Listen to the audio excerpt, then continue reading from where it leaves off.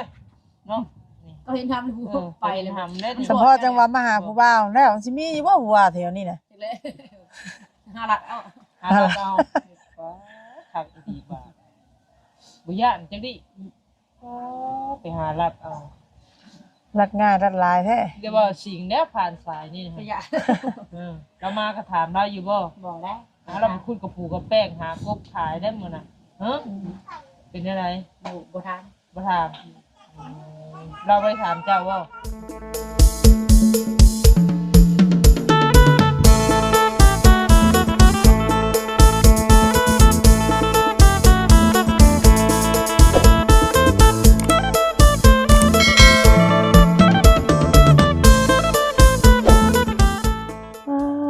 เปิดภาพมาบรรยากาศเด็ดๆพี่น้องเนาะ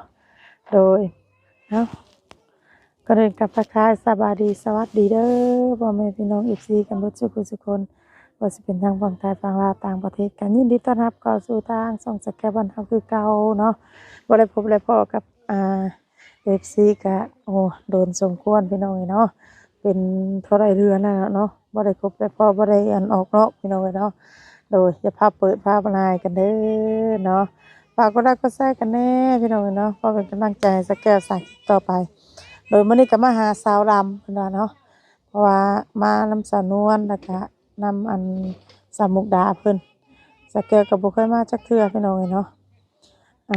คือนี่เป็นครั้งแรกเนาะจังได๋ก็เข้าไปที่ไปหาเพิ่นเลยเนาะเพราะว่าที่แรกนี่ไปหาเพิ่นอยู่เฮือนเนาะก็บ่พอพี่น้องเนาะก็เพิ่นพาลุยมาเฮือนเอื้อยเพิ่นบ่จังใดเนาะ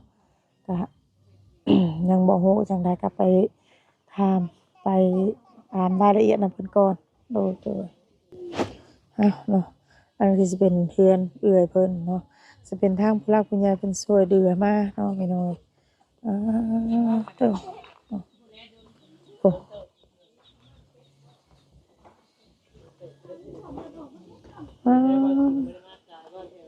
กายและสุขภาพสบายดีเด้ออันนี้บ่สาวดำคนงามโดยหัวงามแท้สมชื่อเลยเนาะแต่งซื่อลองแต่งชับปีเกียรตินึง3 ปีแต่งเท่านึงเลยคือเป็นยุ่มเป็นย่ามแท้น่ะแต่งคือมื้อแล้วเป็นหยังบ่ได้ยายก็บ่มาสักหน่อยยามนึงเขามาหาเอาคือบ่แต่งว่ะเนาะมันมาหายามนึงคืองามแท้ยามนึงคือนั่นบ่ได้ยายมาอีกบ่ติดสาวเปลี่ยนไปเปลี่ยนเป็นลายแล้วสารับน้องแต่งซื่อปกติบ่ได้แต่งบ่เลยมาลองคืองานเถียงมาลองมึงคืองามจ้ะว่าสิแต่งทุกมื้อแล้วบัดนี้เนาะเลยตะกี้น่ะบ่เคยแต่งมันบ่คนโตคนตาก็ปัดเรียบร้อยคือว่าแล้วบ่แต่งก็งามอยู่เนาะเด้ออยู่ดอกงามธรรมชาติโครงหน้าตางามงามคืออันน่ะมาหาเอื้อยนี่ขี่ยังมาซะบ่ถีบโอ้มาคุมื้อบ่มาก็มาอยู่วันนี้บ่ได้มาวันนี้มาวันนี้ค่ะเพิ่นได้รถถีบเพิ่นมาเอื้อยตลอดเนาะนี่ค่ะโรงงานยังแต่ใกล้ๆกันงานเดียเด้ตัวสิไปซื้อหุงแล้วก็บ่ขายให้โอ้จังบ่ปั๊มน้ำมันนี่บ่นี่โรงงานอินเดียเพิ่นอินเดียเอาคือว่าโรงงานอินเดียเอามนมาอัดอันนี้คนอินเดียบ่บ่ได้คนลาวบ่คุณน่ะวืนอ๋อลูกไผพุ่นนี่ลูกเอ้ยโอ้ขี้มูกคณะสาดำเอ้ยผู้ดานขี้มูกม่วนเนาะทางนั้นก็ติดตู้บุ่มเนี่ยโอ้ยสาวรำขึ้นได้นี่หนาวเนาะที่ไปเห็นทานน้ำหานี่งมอยู่วัดบ่เห็นไผสิจะมีเฒ่าอันยังก็น้ำหาใกล้ๆเตาเจ้าปกติเฮ็ดทานย้อนบ่แม่สิเฮ็ดทานนี่ฮะนี่มาหาเอื้อยเป็นไงนอนรับพันดีจิบ่สาวรำนอนรับพันดีอยู่ผ่านมายังคืนนี่แต่ละอื่นเนาะผ่านดึงก็เป็นบ่หนาววะบ่โอ้อุ่นซุยๆนอนคนเดียวก็อุ่นเนาะ ที่เขาที่บ้านก็ของกว่าเด่นเนาะ จงหาบ่เสียนว่า พี่น้องก็เลย คิดฮอดโอ้เพิ่นมาแล้วเป็นแนวใด จะแล้วไปตื่นน่ะเนาะ ม่วนบ่นะ งอนอยู่ได้ โอ้เพิ่นมานี่จักคนมาหาเจ้า จัก อ้า เอ้าว ว่านี่มื้อนั้นบ่เห็นก็มาหาน้องกับเพิ่น จื้อบ่ได้ว่ามาจักคน อืม อืมเอาไปเด้อไอ้สาวลำเนี่ยว้าวบ่จื้อคือว่าจื้ออยู่ผู้นี้ผู้นั้นกะ ก็ชื่อเยอะเลย ข้อยก็เบิ่งอยู่ได้ในคลิปน่ะ ฮะ โอ้ก็เบิ่งอยู่ได้ในคลิปน่ะก็เขียนไผมื้อน่ะ ใช่ เพิ่น ก็ นะ เขียนไผมื้อน่ะ ใช่ จักแล้วเห็นในคลิปฮะ บ่เคยเพราะ อ้า บ่เคย เฮ็ดจังน่ะแสดงนางว่า เออ น่ะ แสดงนางคุณเคย โอ้ ว่าคุณเคยเป็นพระเอกเขาก็เป็นนางเอก เออ ว่าซั่นติ เนี่ยเราเป็นเจ้าก้ม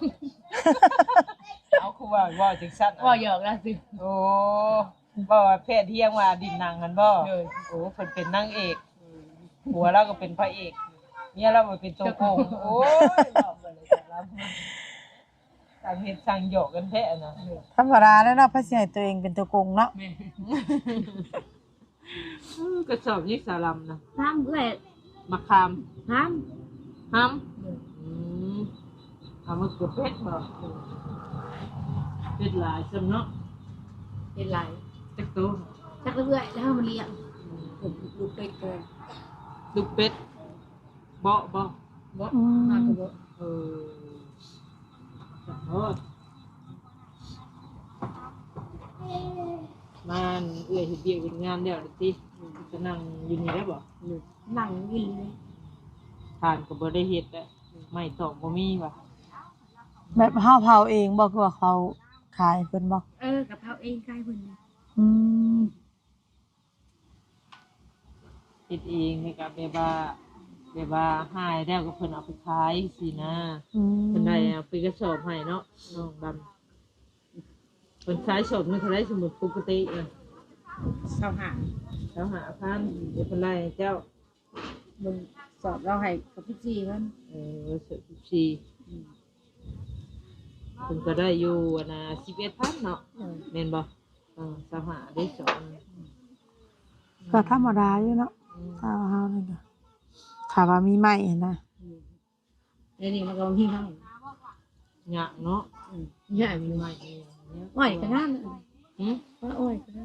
อ้อยก็งาม บ่ได้ตัดบ่ จักเลย อ้อยไผนี่ จักเลยเขาก็หู อืมอ้อยเจ้าของดินใกล้แน่เนาะ เขายังบ่ให้ตัดเนาะ เจ้าก็ไปตัดอยู่บ่อ้อยนี่ ไป โอ้ นี่แหละตัดมันไกลเลยเดี๋ยวทีเนี่ย เออเพิ่นยังบ่ได้จ้างเนาะ บริเวณอ้อยแล้ว อืมเพิ่นน่ะนะจ้างมัดแบบได้อันอ้อย หมดปัญหา มัด1,500โอ้1,500กีบลงมาก็3,000ป้า มื้อหนึงนี่ได้เท่าไหร่จำไปตัด หน่วยไป โอ้ ให้ร้อยไปมัด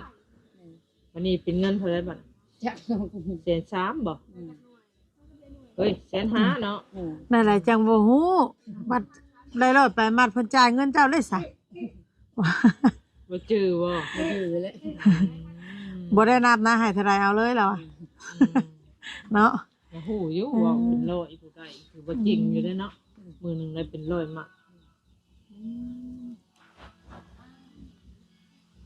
ใครมาหามานี่ ยังเลย ยังบ่มีไผบ่ เดี๋ยว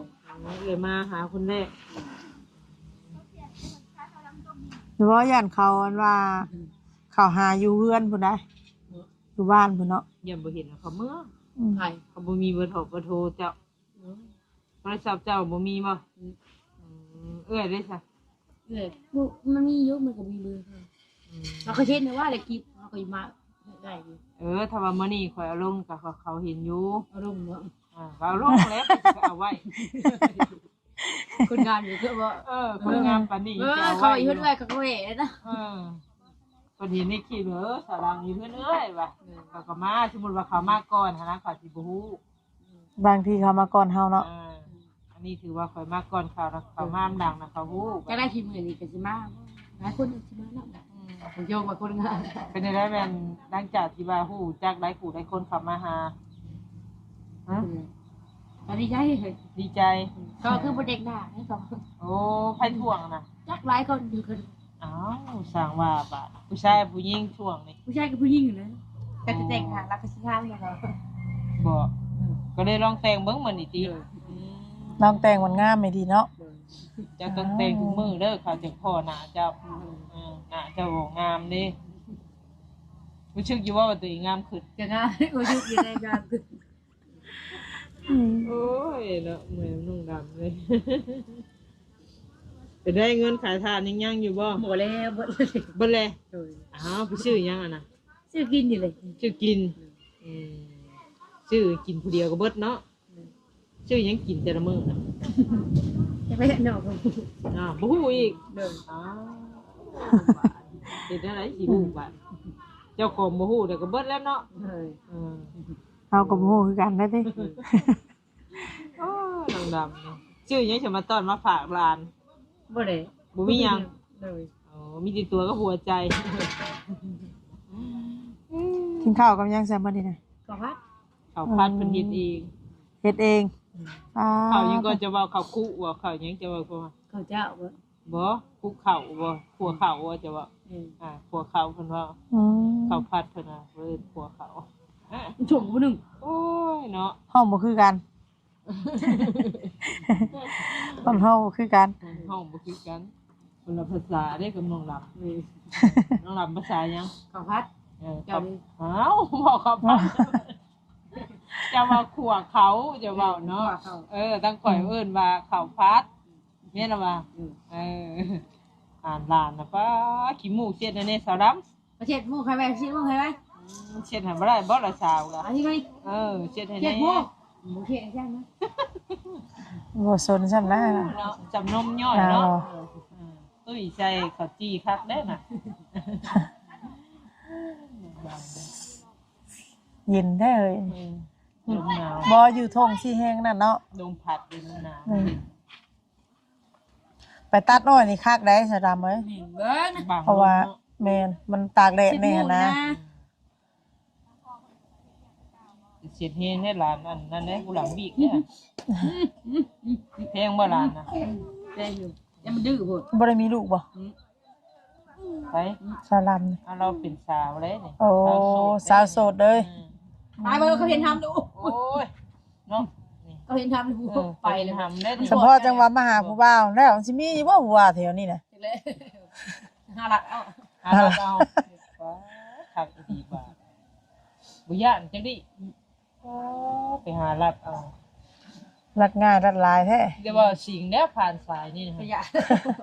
เรามาก็ถามเราอยู่บ่ บอกแล้ว เราไปคุยกับปู่กับแป้งหากบขายได้มื้อน่ะฮะเป็นอะไร บ่ทาน บ่ถามเราไปถามเจ้าบ่อืม เป็นหยังจะบ่ถามแล้วน่ะ บ่เลยบ่ไป อายแล้วบ่ บ่อายเลยบ่ลืมกัน บ่รู้กันบ่แต่ว่าฮู้จักซื่อเราอยู่ใช้สายเดยวนี่ จักเราไปหาผัวเลย นะคะป่วง เด้อ ปงไปเรื่อยๆใช่ แล้ เนาะ ววันนี้ปฏิเขา พยาเล่าซะเนาะจะมาชิมเจ้ามาอยู่บนถิ่นอะไรเรามาเบะมาไทยมาถามซะดอกเบะกับเบะมาดินซื่อๆเนาะยายมอบให้ทางเอื้อยเจ้าเลยเด้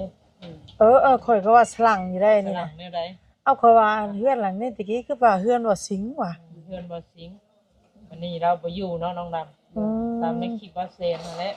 เราไปอยู่วันนี้ว่าเซนมามอบให้ทางเอื้อยน้องดำ เอา สาวทองมีเนาะ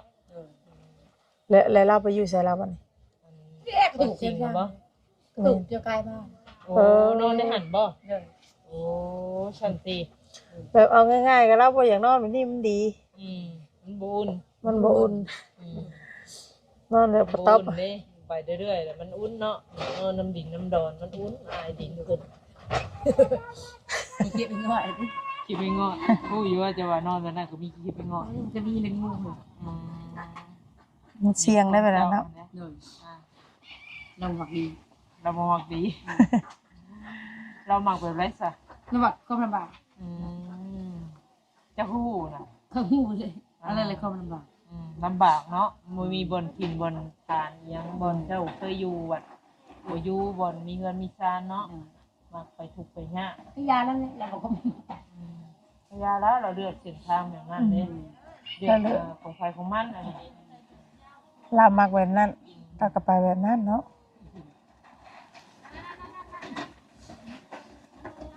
หลานชายบ่ได้เข้าโรงเรียนบ่มื้อนี้ นี่เหรอเป็นว่าอะไร มาเลย ห้องเข้าบ่เข้าอนุบาล โอ้หยุดบ่ เป็นยุทธ อืมจุติเนาะบ่ได้เข้าโรงเรียนน้องคือสิน้องเอ้ยนี่ก็แวะมาเรียนมาหาทางน้องดำบ่กินเพิ่นอยู่แบบบ่เห็นมาช่ออยู่นี่เพิ่นเนาะ ลงม่วงเป็นไว้แท้ แต่บ่ปีเด้ เนาะ หมอกมอง ถ้าเป็นหมาคุณใดน่ะ เป็นนะบ่ ต้นน่ะ เป็นน้องดำก็ได้กินนะเนาะต้นน้อยก็เป็นเนาะกิ่งมันเด้ต้นนั้นบ่เป็นเนาะต้น หากระปุกบ่ จังแรกก็ปลูกนึง อืม อืมเอาจ้ะเนาะมีน้องดำสิว่าหยัง จังแรก สิถามหยังทั้งเอื้อยถามเนี่ยกว่าถามเนี่ยกว่าขี่รถมาบ่นาบ่ บ่ดาวก็คิด เอ้อ บ่ดาวก็คิด ว่าซั่นแม่ก็หนาวแล้วกงหูจนว่าแข็ง เพื่อมาฮอดติ เพื่อมาฮอดเจ้าก็ ตา ถาม เตะไปแล้ว โยแตกบ่ได้น่ะมือตีนก็ได้ เจ้าได้ใส่ชุ่มอยู่บ่ เพิ่นก็โอ้เพิ่นก็เกี้ยงกล้วยได้มือเสียผู้สาวอ่ะเนาะ ธรรมดาแล้วอะบ่ได้เฮ็ดหยังเพิ่นหาก็เฮ็ดทานอบผิวเข้าไปเตา อุ่นชุย บ่ได้เฮ็ดจักมื้อเลยน้องดำ ลายมือเลย หลายมื้อเลย ยามือเลย กินฮอดอยู่บ่ ก็บ่กินหอด เอ้ากินฮอดแล้วเงินคำมาอยู่หั่น กินหอดเดี๋ยวมันมีให้ เดี๋ยวเฮ็ดเนาะ ๆเฮ็ดแตะเก้าเอาไม้มาใส่ซั่น เขาก็ไปเอาไก่มาฉีดกับบ่มีเขาผู้นี้ก็เก็บผู้นี้ก็ญาติกัน โอ้หลายคนเฮ็ดนะญาติกันนะ โอ้ เนาะ นี่แหละก็บ่ได้จัง เอ้ยก็บ่ได้เฮ็ดเลยปกติเอ้ยเฮ็ดบ่มีหยังบัด ปลาลมแท้ เดี๋ยวยังบัดไปเอาขนมไปตะกร้าโดนนะข่อยซื้อมาฝากเจ้าตะกร้าโดดเด้อสีฟ้าฮะ จื้ออยู่บ่ เอา จะบอกได้ว่าบ่จื้ออีกนะ ซ่อนหลานน้ำเลยหามาเบิ้ลหามาโลด มาบอนนี้แล้วอ่ะ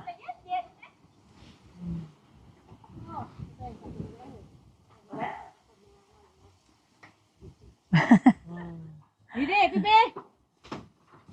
ได้แท้มาเบิ่ง จังเด้อจังสบายเด้อเสะ เกี่ยวข้าวนี่แหละ คือบ่เอามาเลยรถน้ำกระตารถข่อยน่ะ เกี่ยวข้าวอัน บ่ เจ้าบ่ กระตารถสีแดงกันเด้อ ขนมข้าวต้มสั่งร้านนี้ ได้แล้วก็สั่งเลย ยังแบ่งส่วนบ่แบ่งส่วนกับร้านตายกินให้ร้านนับนะจะได้ให้ร้าน เด็กกูได้เลย โอ้ ไปแล้ว กินเบิดสิบ่ผู้เดียว เบิด เบิด บ่ว่า มักขนมขนาดเนาะ3ห่อ3 น้อยนี่เด้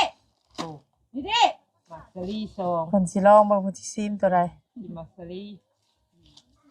รีอย่างนี้นะเนาะ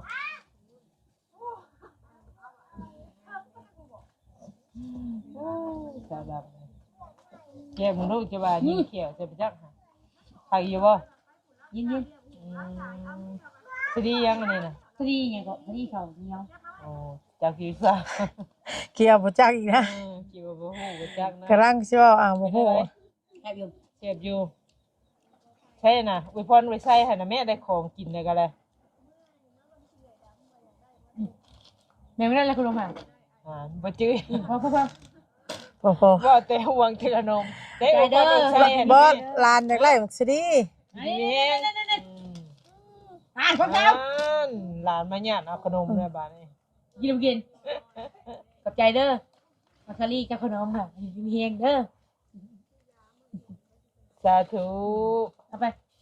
อะไรก็กิน เอาพี่น้องเนาะภาษาสาลัม ก็สิประมาณนี้แหละเนาะ กะสิประมาณนี้เนาะพี่น้องเนาะโอ้ลงบิดน้ำเพิ่นอาจจะไรก็จบคลิปก่อนสบายดี โดย เจอกัน อันนี้ก็บริเวณทางเฮือนเอื้อยเพิ่นพี่น้องเนาะก็เมื่อกี้นี่เฮาก็ไปเฮือนเพิ่นได้แต่ว่าบ่พอ ก็เลยมาทางเฮือนเอื้อยเพิ่นเออคักเลยน้ำกอกก็พี่น้องเอ้ยเนาะมงหลังคาไปเรียบร้อยอืมเอ้าบางม่วงคือว่าเป็นแต่หัวปีแท้นี่โอ้พี่น้องว้าตะต้นนี้เป็นหมากแล้วนี่เนาะ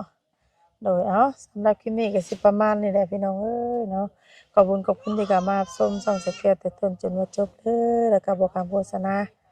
โดยสำหรับคลิปนี้ไปแล้วพี่น้องเนาะขอกล่าวคำว่าสบายดี